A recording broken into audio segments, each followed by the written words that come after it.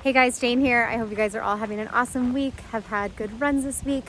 I'm wrapping up another week of marathon training and headed out for a vacation next week, so really looking forward to that. I wanted to get on here and talk a little bit about setbacks and mine specifically, and kind of how I'm dealing with it and how you can deal with yours as well. So on my channel, I've started this in January of this year, and for the most part I really focused on giving tips and advice and talking about gear, and I've just learned a lot through my running journey and want to be able to share that, and that's been really fun for me. And I've also had an opportunity to do some races and share my results with those, and luckily they've been positive, and that's been really fun to share, like getting a PR in the 5K. I PR'd my marathon and got another Boston qualifying time. And just a couple weeks ago, I talked about the hot chocolate 15K.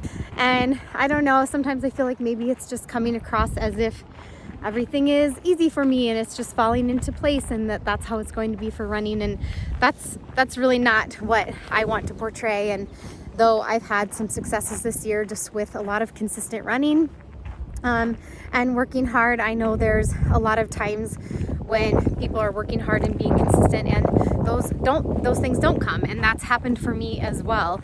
And so I've had some emotions this week around something I've talked about before on this channel, and that's qualifying for Boston, which was a big deal for me. And I'll link the video in case you haven't seen it, but I spent a lot of years working towards that Boston qualifying time. So used to be a 5-hour marathoner, slowly chipped away at that time, and finally qualified for Boston in 2018 and had another Boston qualifier this year. So that's been awesome, and there's been a lot of ups and downs along the way, and injuries and tough times and celebrations and all of those things that we have with goals and things that really mean something to us. But this week on Monday was the Boston Marathon. If you had a chance to tune in, it's always really fun to watch and really inspiring to see all of those runners. But I definitely had a different emotion in the fact that I wasn't able to be there. And I don't want this to come off as annoying in any way, because I am very thankful to be at a place where I was able to qualify, and that's not lost on me by any means. But my time still wasn't good enough. So this is a question that I get a lot from people that I know when they know that I qualified for Boston, and then they're asking why I'm not racing, why it wasn't there. And so just in case you're not aware of exactly how this process works, just because you qualify for Boston doesn't mean that you actually get in. So they take the fastest times first. So my 2018 time was about 4 minutes, a little over 4 minutes under the qualifying cutoff time. And I was able to get in for 2020. So I remember that day very well, getting my acceptance letter in my email, just tears of joy, and lots of blood, sweat, and tears had gone into getting that time. And so it was a big moment for me, so that I was getting in for 2020. Well, we all know what happened in 2020, and for me personally, I was fully training for the very first time with a coach the beginning of 2020, and just working the hardest I really ever worked, probably doing workouts and runs that I never imagined that I would have been able to do. That having a coaching situation pushing me was really helpful. And then mid-March 2020, that all came to a screeching halt, and I was in the same position as everyone else, right? So yes, it was upsetting, but at the same time, I was just thankful for my health, and obviously no one really knew what was going on, and there were much bigger things than being disappointed about not being able to run Boston. So then I didn't get to run it, and nobody did, right? Well, then they postponed the race till this year, 2021, this past Monday. So even though it's typically always in April, this year it was in October, and I had to submit my qualifying time again. All right, I'm gonna turn around. Anyway, so I was not feeling very hopeful at that time because of COVID and just kind of their worry with having too many people. They cut the field size by, I think it was 11,500 runners. So even though my time was good enough to get in the first time around, I was not hopeful that it would work out that way because so many fewer runners were able to run it. And so I was correct, and you had to have a time that was almost 8 minutes under the cutoff in order to get into Boston. But it was really, really tough for me. But honestly, at the time, I cried a few tears, and I can only control what I can control. And what I could control at that time was continuing my training and trying to qualify again. So for any of you guys who are facing setbacks in your running, just know that you have to keep going, right? We don't give up. And all of the people who are really, really successful, they face lots of setbacks and things that don't go their way before they finally do. And I just had to tell myself that. But it still hurt. It stung.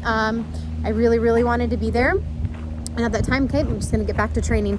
And so if you have seen the video about my Sun Valley Marathon, if you haven't, I'll link it. But I did qualify again in June, and that is what I could control at the time. So at this point in time, yes, I have another qualifier, which is 6 and change under the qualifying time, but that one wasn't able to be used for this Boston. I'll be able to resubmit in November, and I'll find out if I get to run in April 2022. I may and I may not. So talking about this week, just sort of a little bit of pity party, and I don't want to sound like whiny or anything, but I just want everyone to know that it's not all like rainbows and butterflies for me. Even though I am a coach and have a lot of knowledge about running, I also have goals and things that don't go my way. And no matter what level you're at, everyone will have that, right? So we see elite runners and they're so fast, but they're disappointed by these times that we could never imagine having. We would give anything to have their bad day, right? But it's all relative. Everybody's goals are different and where they're at, and in the end we can only compare ourselves to ourselves.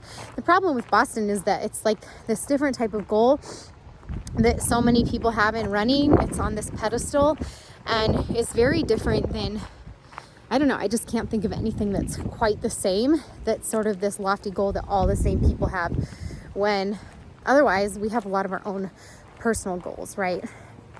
So when the marathon was on Monday, I already knew I was going to be feeling kind of bummed out. I definitely felt even more sad than when I found out that I didn't get in, just because I felt like, I wanted to be there. I should have been there in 2020. I would have been there in 2020. I just didn't get to have that opportunity. So I think the hardest part was my son asking me why I wasn't there. Didn't you qualify? And trying to explain it to him, and he said, you just should have gone faster. And he's right. But it all comes down to that, right? So the rules are completely fair. They are what they are. I knew that.